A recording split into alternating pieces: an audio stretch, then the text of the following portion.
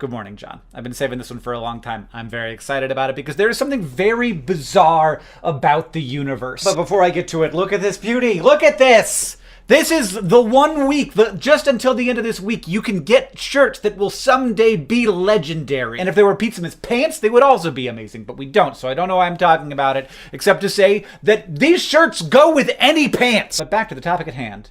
The universe is a very, very, very big place, possibly infinite. And yet, as far as we can tell, both the hottest and the coldest place in the universe is the same place. And I know this sounds like a riddle, but it's not. The second coldest place in the known universe, as we all of course know and talk about at parties and on office Zoom calls, is the Boomerang Nebula. It is expelling matter out of it, and the most energetic matter leaves more easily, leaving behind the less energetic matter, which is basically how sweating cools you off. Like the hotter molecules of water evaporate, leaving behind the colder molecules. Now, most of the universe is quite cold, 2.7 Kelvin on average, but the Boomerang Nebula is a mere 1 Kelvin. Just 1 degree Celsius above absolute zero. Think of it, 1.7 degrees Celsius colder than the rest of the universe. They must be there being like, brr, but you can't hear them because it's in space. But the coldest place in the known universe is so much colder than the Boomerang Nebula, like wildly colder. And I'm gonna let you imagine, like, where would it be? What nebula is colder than that? It is, at any given moment, in a laboratory on the planet Earth, which is not even a nebula. It's a room. Now, different labs trade back and forth, which is the coldest at any given time. But the coldest we have ever gotten something is so much colder than we could imagine happening naturally, that outside of other intelligent systems like us, we're pretty sure that it is the coldest any matter in the universe has ever gotten. So like, go Earth. And like, I hope you're clapping at home, because Earth is where you are. It's where you're from. It's like your planet. So the Boomerang Nebula is 1 Kelvin. The coldest we've ever gotten something on the planet Earth is 38 picokelvins. That's 38 trillionths of a Kelvin. Humans! Like, let's see a goose do that. Now, there is maybe a problem, because there's always a problem. And the problem is that black holes are very weird. You might think that black holes are hot, and like, maybe they are. I don't know what it's like inside of a singularity. But they have mass. And we used to think they didn't emit any energy, so they would have like 0 temperature, like they would be 0 Kelvin. But it turns out they do emit some radiation. It's called Hawking radiation, and I don't understand it. And if you call the amount of radiation coming off a black hole its heat, then a black hole the mass of the sun would still be warmer than that lab in Germany where they made it 38 picokelvins. But the biggest black holes would actually be colder than that.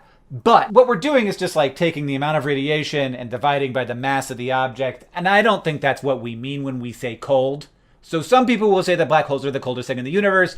I don't think that's what cold is. And I am very qualified to say what I think cold is, because it's what I think. So I guess in that way, like, go black holes, you did it. But like, they don't actually need my validation. That's the weirdest thing about black holes, actually, is that they don't need any external validation. They just only care what they think about themselves, which I don't know what that would be like. So that's cold. What about heat? So again, the universe is a very big place, and there are lots of tremendously energetic things happening inside of it. There's giant stars, there's supernova, there's black holes ramming into neutron stars, there's Barbie and Oppenheimer coming out on the same day in the middle of summer. That was very exciting. Like, and that can only happen in this universe. But just to start off with something that's got to be pretty close to the top, right? The core of our sun is 15 million Kelvin. That's about 30 million degrees Fahrenheit. The core of a supergiant star, though, might have a temperature of over 1 billion Kelvin, so the sun's not so hot.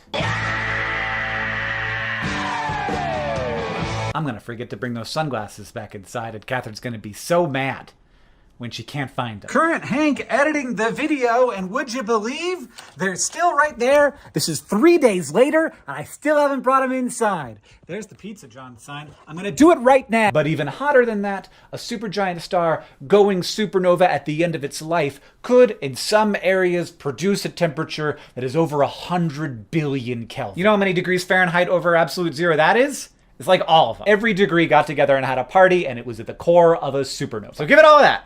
As far as we can tell, the hottest thing that has happened in the universe since the Big Bang, so not just like recently, but for the last 13.7 billion years, the hottest thing that has happened in the universe happened on the planet Earth. It happened in a particle accelerator, and the temperatures that the particles reached was not 100 billion Kelvin. It was not 1 trillion Kelvin. It was 7 trillion Kelvin. To get a sense of the scale here, imagine something small and something big.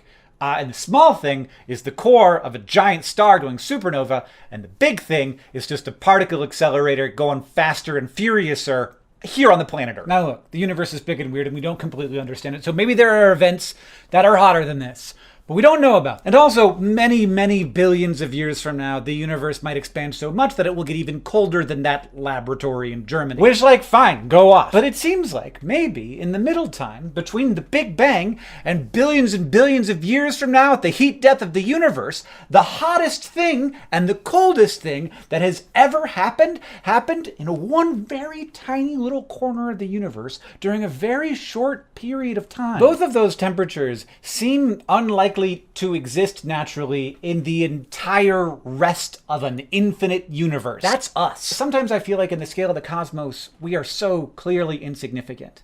And sometimes I think that there's like nothing more significant than us. And I'm really not sure which one it is. John, I'll see you tomorrow. And until then, Pizzamas products are available now at pizzamas.com or at the Pizzamas app. And they're so great that you will not be mad at the rest of your shirts so much as disappointed in them.